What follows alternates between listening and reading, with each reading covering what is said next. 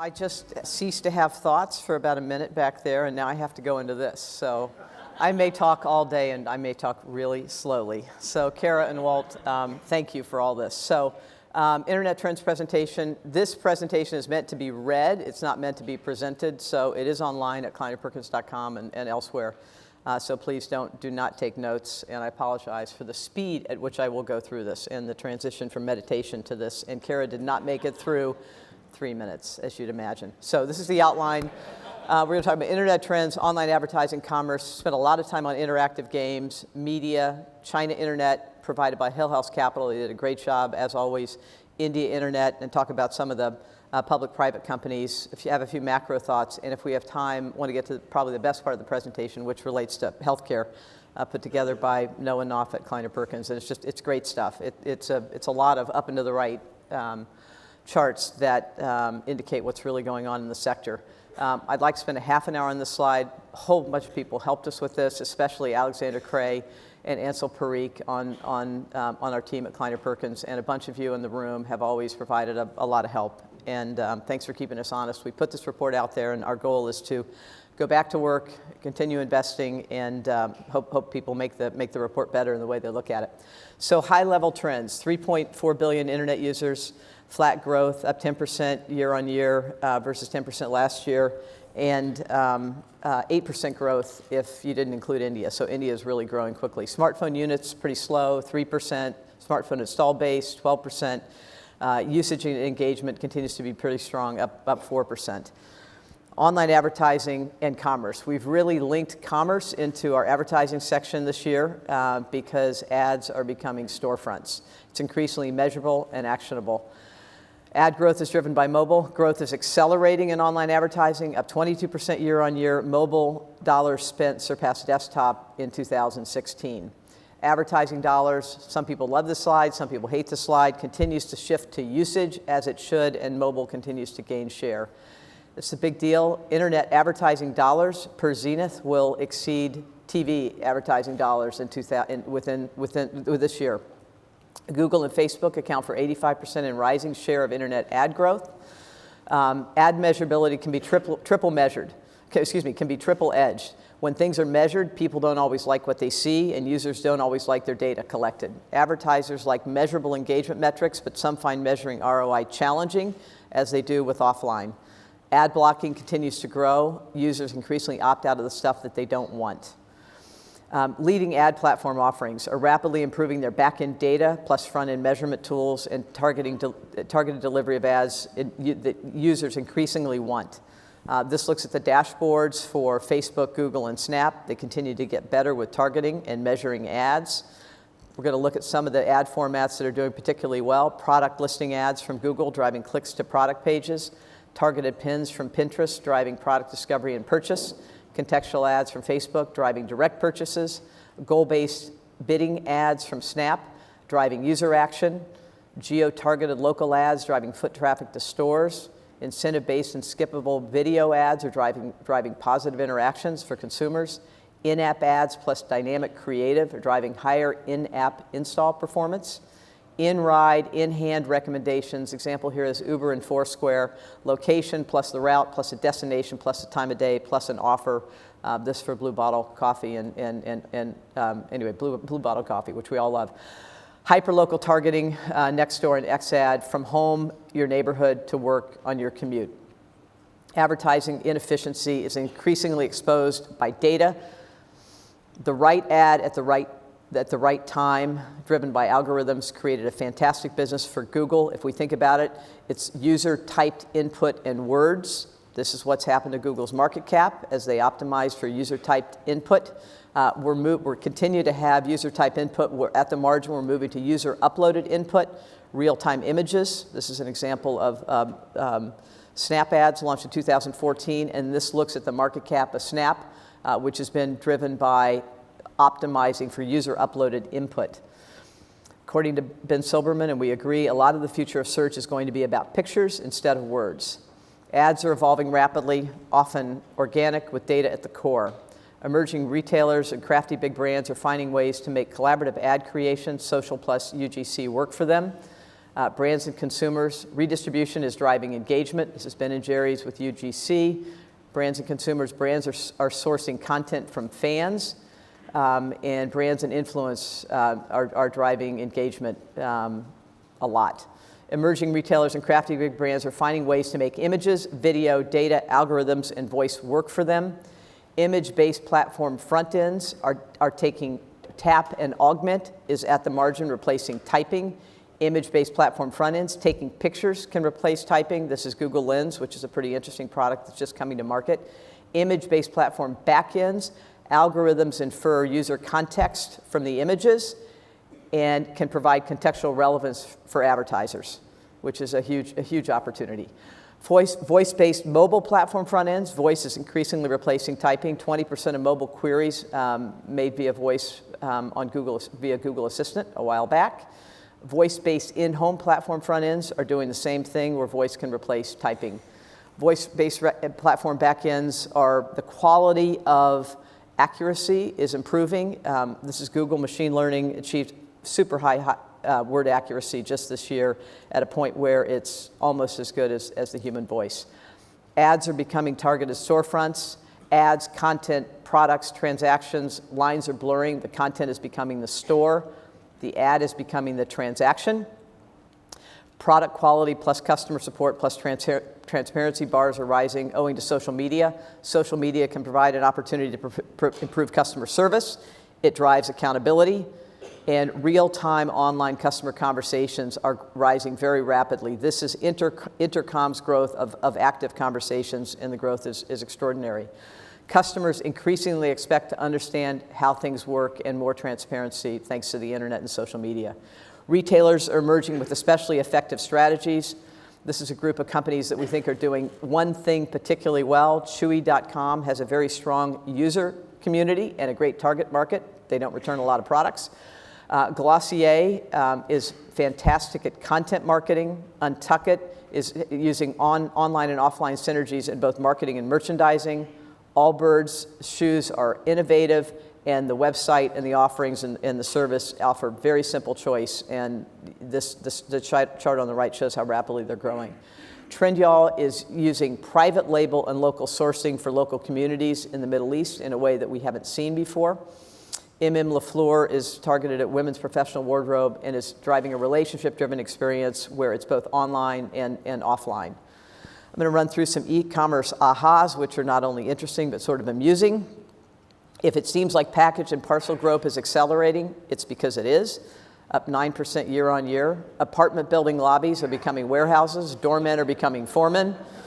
Unwrapping boxes is becoming entertainment, and the typo will be corrected online. Eating out is increasingly eating in. Some of the DoorDash stats are pretty impressive.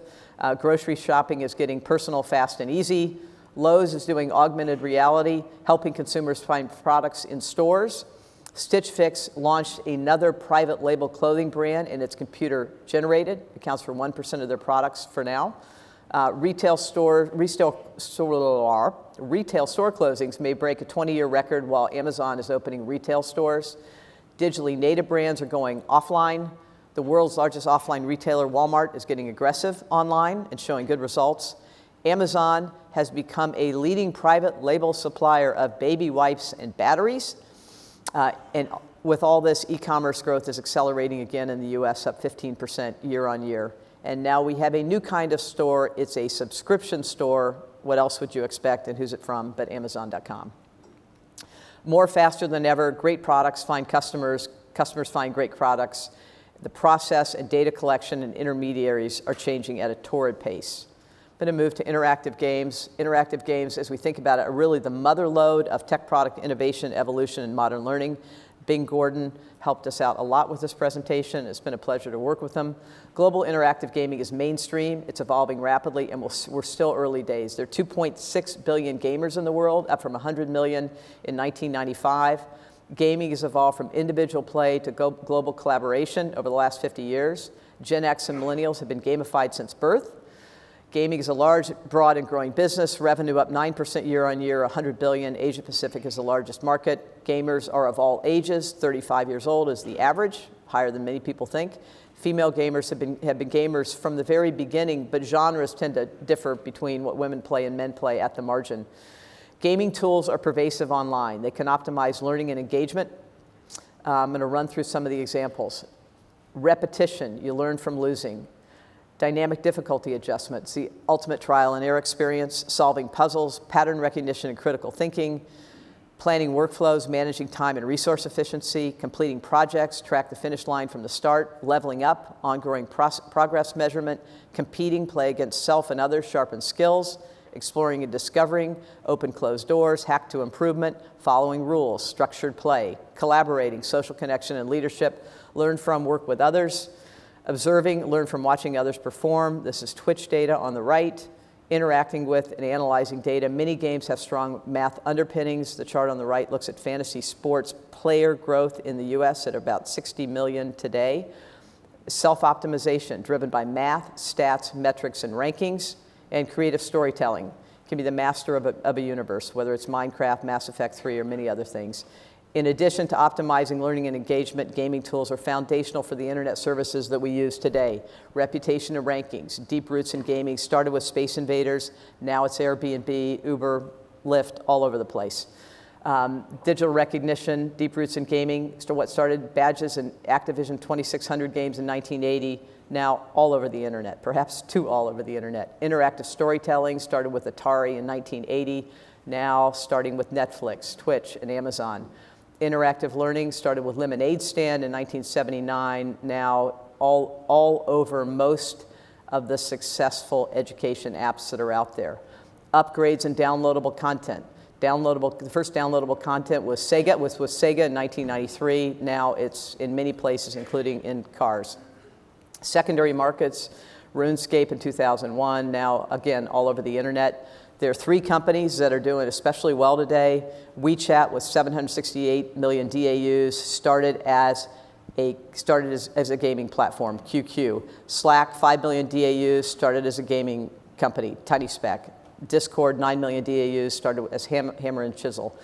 Live camera angles, deep roots in gaming, started with Madden Football in 1996, when Troy Aikman was on the field, and now he's in the box, and now it's mainstream in media with different camera angles. Graphics computation, deep roots in gaming. NVIDIA started as a GPU 1999-ish, and now those products have expanded dramatically and are used for artificial intelligence with the major players. In an era of perceived disengagement, perhaps engagement is actually rising. Video gaming is the most engaging form of social media. This looks at mobile gaming sessions rising pretty rapidly. Gary Whitta, who's a screenwriter for Rogue One, A Star Wars Story, said, "When I play a video game, it's the only time I put away the phone and forget it exists. Video games command your attention in a way that nothing else can or will." The question we asked as we went through all this is perhaps interactive gaming, evolution, growth, and usage has been helping prepare society for the ongoing rise of human-computer interaction. Gaming tools are pretty active in improving human performance, especially in sports, virtual plus augmented reality simulations and real-time analytics, improving athlete performance. Video plus virtual reality, mental reps can improve performance. Video and machine learning, visuals and deep analytics can improve performance. Audio plus guided meditation, mental focus can improve performance, in spite of the fact that Kara Swisher can't meditate for more than 3 minutes. Physically interactive media, real-time activity analytics can boost intensity and focus for athletes. The stats behind Peloton are striking. Video games, simulations can improve athlete strategy and performance. Stats can assist athletes and coaches. Madden Super Bowl winner prediction accuracy is at 71% over the last 14 years. Net of this is video game stats can be very predictive. Immersive gaming tools are improving performance across disciplines, whether it's education, personal finance, exercise, and influencing multiple businesses, whether it's military training, pilot training, or surgery. And this whole world is getting way more dynamic with some of the things, with real-world simulations, and this is an example of some of the things Improbable is doing. As rapid data growth continues, gaming tools, interfaces, and processors will continue to organize and drive usefulness. This is IDC data, looks at the percentage of data that is created worldwide, and about 10% of that data, and rising dramatically, is tagged, so it will be analyzable. This looks at The power curve of NVIDIA's transistors, the images show how much better the graphics have gotten, and these products are going to increasingly be used to analyze all the data that is getting bigger and bigger. Gaming platforms are evolving at high speeds. This looks at the products that are out there around the virtual world environment, and these are the stats and growth stats behind developers for Unity, monthly active users for Roblox, and peak concurrent users for Steam. We're going to shift to eSports. It's expanding the gaming ecosystem via fans and spectators. It's been 45 years in development. People watch what they play. League of Legends World's Finals 2016, 20,000 people at the Staples Center, 43 million online. Survey done by LEK Sports Worldwide asked the question, what sports do you prefer? 27% of millennials have a significant preference for esports versus another 27% that have a significant preference for traditional sports. So this trend is big and moving quickly. This looks at esports monthly viewers, 161 million per month. This looks at the momentum in viewers for League of Legends Championship. 79% are less than 35 years old, 29% are female. Money is following these users aggressively. This looks at the prize pool for the international, and partnerships and investments are bringing esports into the mainstream. It's a very rapid area of development. I'm going to close on this section with gaming experience. Is it correlated to technology leadership and innovation? We think so. 10 years ago, Byron Reeves at Stanford made the point, if you want to see what business leadership may look like in 3 to 5 years, look at what's happening in online games. Fast forward to today, Elon, Reed, Mark Zuckerberg, and many others say that games have been foundational to their success in building their companies.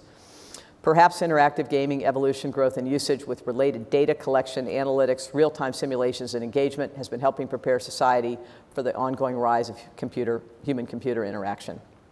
From that to media, more disruption happening at a torrid pace. Why do people stream music? Access, choice, discovery, personalization, mobile, fewer ads. Why did they cut cords? Lower price and convenience, all the things that people like to build businesses on. Digital evolution of music and video is ramping rapidly. Recorded music revenue was up 11% in 2016 after 16 years of negative 4% annual average growth. The reason for that is subscription and streaming is now 52% of revenue versus 0% 13 years ago. It was hard for many to accept, but it's now finally been really super helpful. Spotify has been the catalyst for that internet-driven evolution of the music industry from 0 to 50 million subscribers in less than 9 years. Now accounts for 20% of global music industry revenue versus 0% in 2008. Spotify is using its recommendation engine, data, and algorithms to improve the user experience for its users. Users listen to 41 artists per week, up 40% versus 2014, showing that people like what they're getting. Switching from music to TV, network TV minutes delivered, 2011 top 5 networks have seen a 10% average decline, while Netflix was up about 700% over that 5-year period. Netflix has been a catalyst for internet-driven evolution of the video industry, 95 million streaming subs in 10 years, and now approximately 30% or more of home entertainment revenue in 10 years in the US. As Google pioneered search, find, and obtain for content and products, Netflix and Spotify pioneered search, find, and serve up for media. It's from give to get with data and algorithms. There are 98 million different Netflixes and there are 126 million different Spotifys, and that data is old, so the numbers are even higher now. Switching from that to China. This is provided by Hill House Capital. China macro, things are improving. Consumer confidence has risen since the second half of 2016. This is a stunning stat to me. This is data provided by MSCI. Private, non-SOE enterprises are increasingly driving wealth creation and economic growth and jobs. They account for 48% of the market cap of the MSCI China Index versus 5% in 2005. What a change.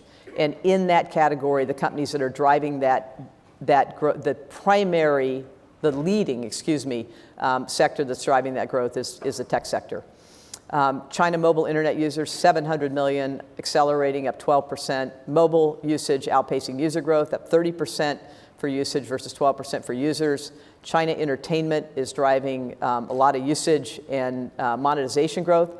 55% of media spent in China is on the internet. It surpassed the TV in 2016. China, in online entertainment in China, consumers are increasingly willing to pay. It's led by games, live streaming, and video. China became the #1 provider of interactive video game content, surpassed the US in 2016. Tencent and NetEase are leading the way there. Something that's super effective and successful in China and somewhat unique is live streaming, high consumer engagement, and willingness to pay for this live streaming. On-demand transportation, some stunning stats. China's the #1 global market for cars and bikes. 67% global share of on-demand transportation trip volume, up 2x year on year, and it's almost equally divided between bikes and cars. Not quite, but almost. On-demand bike sharing, mobile innovation is just driving significant usage ramp. 20 million MAUs of on-demand bike riding on-demand bikes, 100% and accelerating month-on-month growth. What do people do with these? They ride them. Two-thirds of the users ride the bikes 3 times a week and primarily do it for their commute. Oftentimes will ride and then get in a DD vehicle. China mobile payment infrastructure is enabling all this rapid growth and monetization of internet usage. China mobile payment volume up 2x year on year, led by Alipay and WeChat Pay. Alipay and WeChat Pay on mobiles are digitizing micropayments. So for the live streaming, you can do author tipping, a penny an article, 15 cents for a bike, etc. One of the reasons we're able to do this is regulated and low relative interchange rates. This slide is really hard to read, but it shows just how much Ant Financial, Tencent, and JD.com are doing to become diversified financial services platforms off the base of strong users that they have. E-commerce and advertising, strong growth, 24% e-commerce growth. China's penetration of e-commerce as a percent of commerce is ramping faster than any other country in the world, 15% of retail sales. Alibaba has a lot of momentum on multiple fronts. JD.com is world-class on delivery and fulfillment. 91% of orders delivered within 2 days, 58% delivered within 1 day. Online advertising up 30% year on year, and algorithmic mobile news feeds are accounting for a very material portion, not material, but a very large amount of advertising revenue in China. Moving from China to India, how are we doing? Competition continues to intensify. This is one of the most fascinating markets for the internet on the planet. Consumers are winning. India is the fastest largest growing economy based on GDP growth and scale. India internet users slowing, but still up 28% in June of 2016. We'll have new data soon. India is the #1 global market, excluding ex-China, for Android phone time spent. Google Play downloads in India surpassed the United States in 2016. India smartphone shipments have been pretty choppy, but they've started to accelerate, up 15% in Q1. Same thing with smartphones. India smartphone and data costs are declining a lot, which I want to spend a little time on, but they're still high for the majority of India's 1.3 billion citizens. This green line looks at the ASP as a percent of GDP per capita for the average smartphone selling price. It's 8%, but it's down from something that was materially higher not too long ago. Wireless data costs are finally declining to affordable levels, more affordable levels, 1.3% of annual average GDP per capita. India Internet is a fierce global battleground for all players, hardware providers, carriers, software, and commerce providers. You can look at the slide on this, but the chart at the right looks at the market share changes for the India, China, and global vendors in just 2 to 3 years. And what's going on is Reliance invested $25 billion over 7 years to roll out 4G pan-India, a network called the Jio network, with a $1 monthly ARPU for a period of time before the ARPU went up. And I'm just going to show you what's happened because of this. India wireless consumer data prices are down nearly 50% in the last year as the incumbent established carriers had to respond to Jio's low pricing. India broadband subscribers are up 85% year on year and accelerating. Reliance Jio market share rose from 0% in Q3 of 2016 to 39%, owing to these low prices.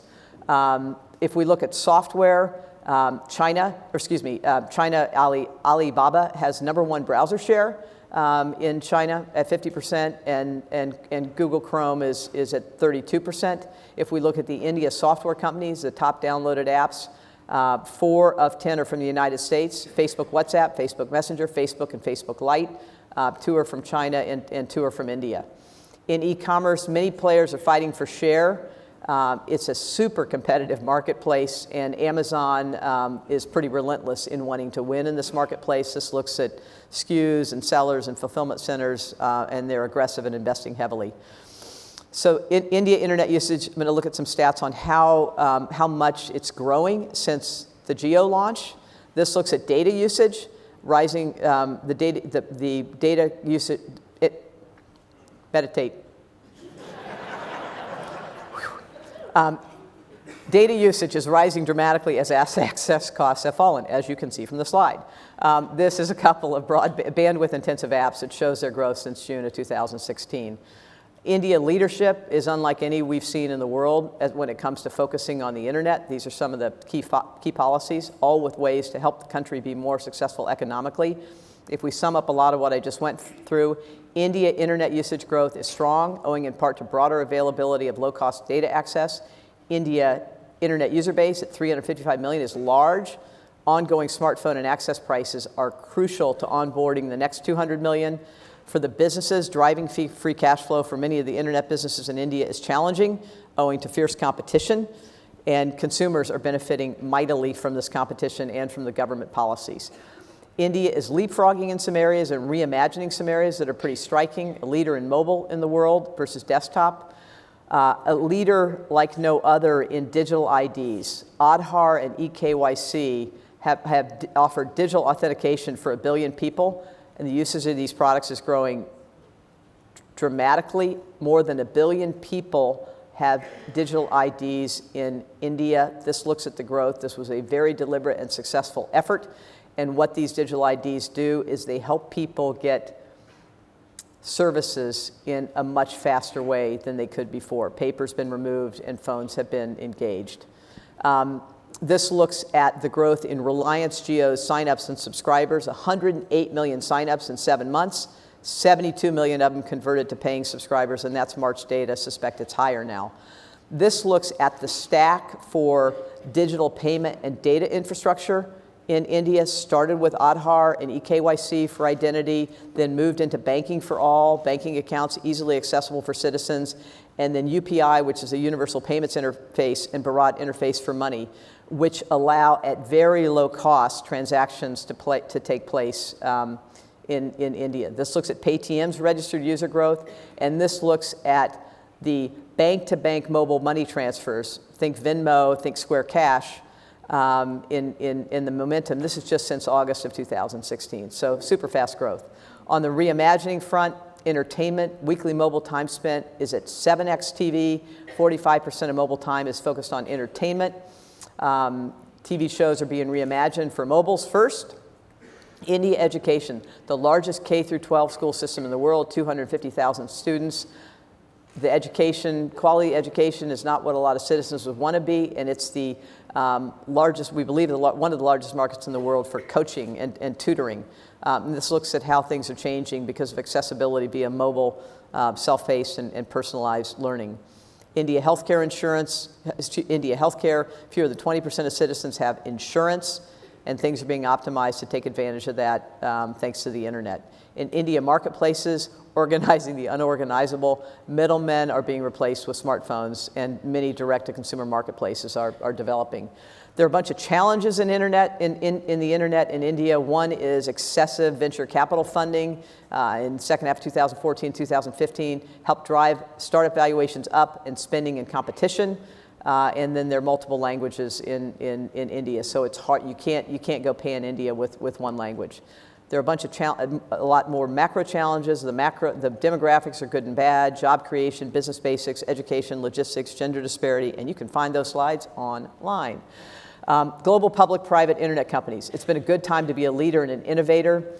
This is the 2017 leaderboard. Most are extending their leads: Apple, Google, Alphabet, Amazon, Facebook, Tencent, Alibaba. The green color shading and for the market cap indicates the valuation went up since we were last here. If we look at the internet companies and technology companies related to the rest of the world, other industries, tech is 40%. The market cap of tech companies accounts for 40% of the top 20 companies in the world, 100% of the top 5. If we compare where we are now with where we were in 2012, tech was 20% of the top 20 and 40% of the top 5. The bigs are going after the bigs. They're often led by they're founder-driven and they're innovative and they have the ability to see around corners. This is a simple chart that looks at Apple, Google, Amazon, Facebook, Tencent, and Alibaba, what their original business was, what their business is now, and those businesses are increasingly overlapping. Global tech financings, strong relative to history, but slowing at the margin. M&A, robust relative to history, in part as these big companies work to get more companies so they compete. We're asked this question all the time. I repeat it all the time. The value of a business is the present value of the future cash flows. Some macro thoughts. I want to just start with understanding where your tax dollars go. We wrote a report a while ago called USA Inc., which focused on this. This is a very small update to that. United States income statement, we've had a negative 19% average net margin over 25 years. That's even hard for venture funding.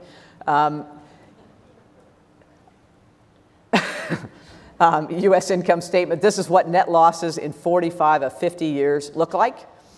When spending exceeds income, debt rises. The net debt to GDP at 75% for the U.S. is higher than 97% of our country's history. And at current course and speed, if government projections are correct, the USA net debt GDP ratio will break World War II records by 2035. U.S. entitlements are 63% of spending, up from 45% 25 years ago. The yellow line on this chart indicates what's happened to interest rates since 1991. Imagine if interest rates had not gone down, what the debt would look like. This looks at entitlement growth. This is important. Looks at household debt. We are back at peak Q3 2008 level and rising. If we look at where debt has gone up versus the third quarter of 2008, mortgage debt, good news, is down 7%. Student loans up 120%. Auto loans up 44%, which is bringing that back to the peak levels. In our view, debt commitments are a non-trivial challenge that need to be addressed. Moving from that to some good stuff, immigration, it's important, very important for USA job creation. This is data that's been compiled by others. 60% of the most highly valued tech companies in America were founded by first or second generation Americans. This is new and an update. 50% of the most highly valued private tech companies were founded by first generation immigrants, a really big deal for our country. High level for all the angst, consider this. The world is getting better in many ways. Poverty and child mortality are down, and democracy and literacy are up dramatically. That's represented in these slides. I'm going to close with this point. Economic growth drivers evolve over time. This looks at pre-18th century cultivation and extraction, 19th and 20th century manufacturing and industry. In the 21st century, we believe we're in the period of compute power plus human potential, and it's really exciting, and a lot of people in this room are making a lot of that happen. And here is the healthcare section that's awesome that I can't go through, and I'm really sorry for that. So with that, please read it. That's it. I'm done. Thank you.